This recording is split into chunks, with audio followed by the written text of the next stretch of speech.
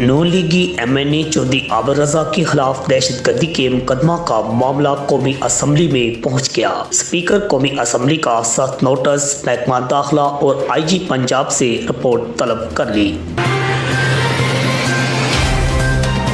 Deputy commissioner Gujarat نے 5000 سے زائد فیس وصول کرنے والے اسکولز مالکان کو طلب کر لیا۔ سپریم کورٹ کے احکامات پر عمل درآمد ہوگا۔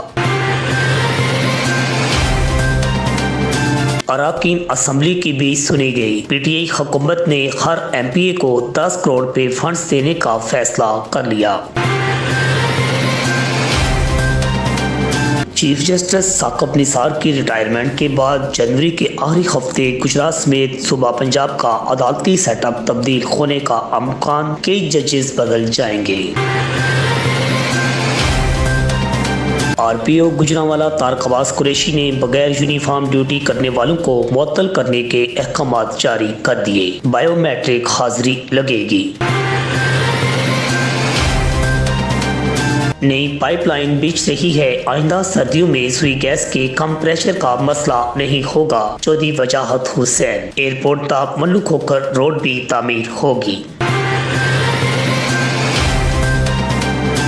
وزیر اعلیٰ اور IG پنجاب نے ضلع گجرات سمیت پنجاب بھر میں سود کا کاروبار کرنے والوں کے خلاف گرینڈ آپریشن کے احکامات جاری کر دیے۔ سود خوروں کی فہرستیں تیار۔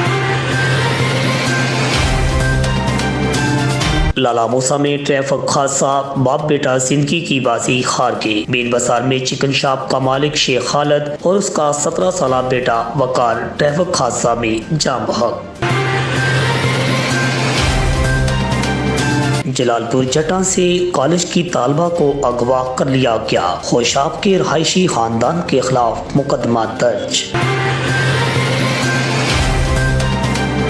وابڈا نے خواتین پر بھی بجلی چوری کے مقدمات درج کرنا شروع کر دیے۔ تھانہ کڑیاوالا میں خاتون نسیم بی بی کے خلاف بجلی چوری کا مقدمہ درج۔